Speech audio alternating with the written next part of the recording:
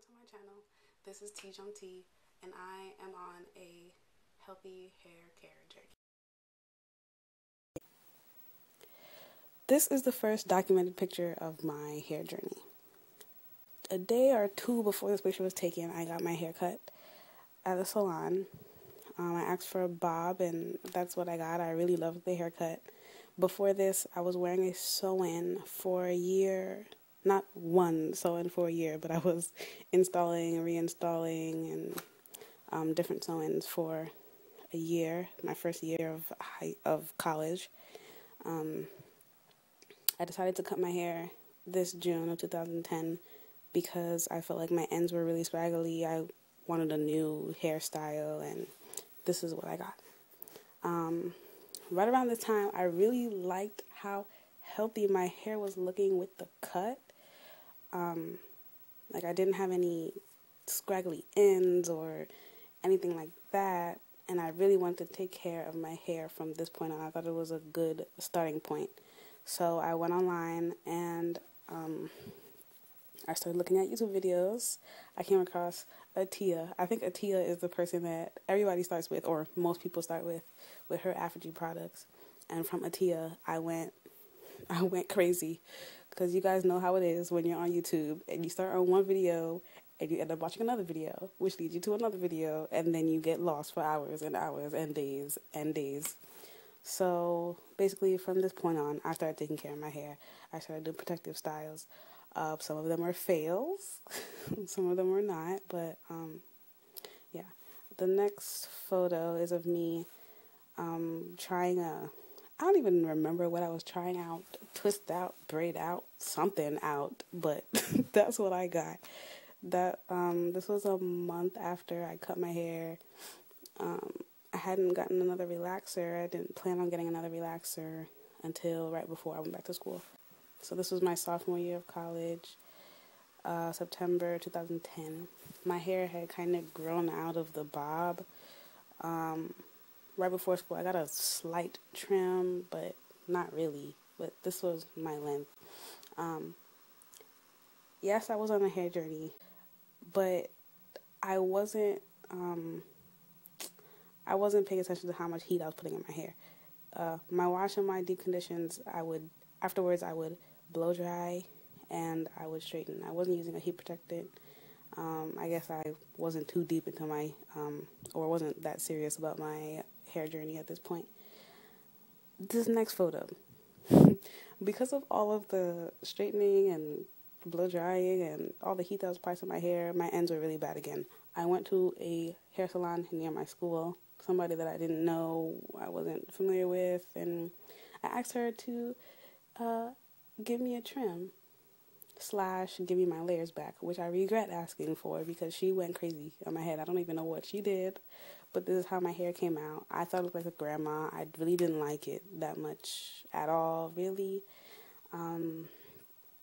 But I was like, hey, I'll deal with it. It's my fault anyway. I was using heat, and I asked for a cut. But from this point on, I told myself I am never going to a salon again because they don't know what I want. Like, they can't read my mind, and I might as well learn how to do it myself. This next photo was November 2010. The layers had grown out a little bit from my last drastic cut. My hair was healthy. It was looking healthy. It was looking shiny. I had problem areas in the back of my head. The back of my head wasn't as thick as the rest of my hair.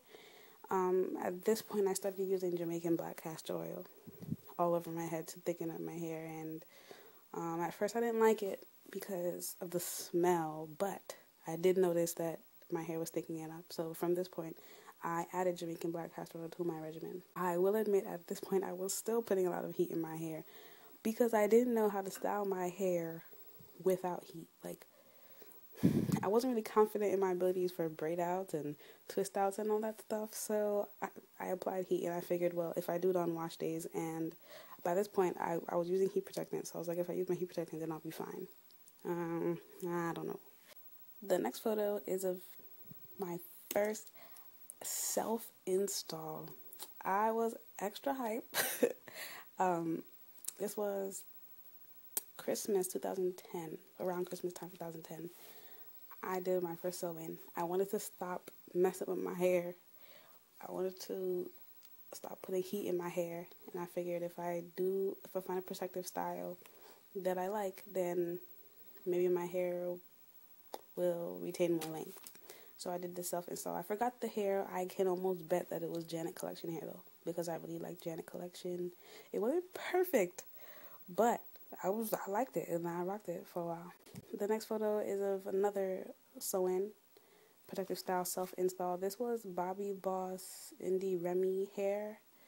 I liked this hair at first, but after a while I just wasn't feeling the luster of the hair. It didn't really match my texture and all that stuff. And a whole bunch of shedding. But anyway, this is not supposed to be a review. The next photo is summer 2011. Again, another protective style. All summer, I wore a U-part wig. I learned to make a U-part wig online from a lot of YouTubers such as Love for Fashion, Peak Mill, etc., etc. So that was my protective style for the summer. My next protective style was with the Virgin Hair Fantasy. I won't say too much about the hair right now because I will be doing a review later on. That was another U-part wig that I made. This last protective style with weave was taken in the beginning of October 2011. Now, I didn't get a relaxer nor a cut between October 2010 and October 2011. I did do like slight dusting in summer 2011, but I don't know if that really counted really. I just cut off scraggly ends one day when I was moisturizing and sealing, and it really wasn't a good idea. My hair wasn't straight or anything like that. There were just a couple of ends that I saw were split and just uneven. I kind of snipped them off. I don't really think that counts anyway, but now October 26, 2011, I got a relaxer and a trim. I took my hair out of a protective style, my U-part wig with the Virgin Hair Fantasy hair, and my hair was really thick. There was a lot going on. There was a lot of new growth, as you could imagine, if I hadn't gotten a relaxer in a year. My ends, though, were really thin, and I was like, man, I'm gonna have to get another cut. And I was kind of sad. I was like, well, I would try to grow out my hair or stop messing with it, trying to get it really healthy. And here my ends go again.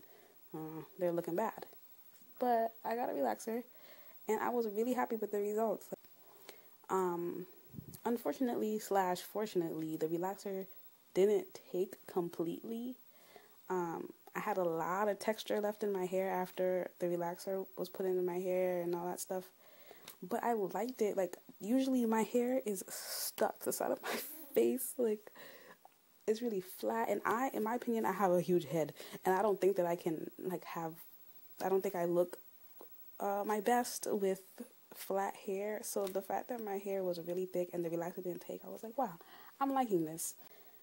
I was watching a lot of YouTube videos, and I realized that a lot of YouTubers purposefully underprocess their hair. Like, my hair was underprocessed.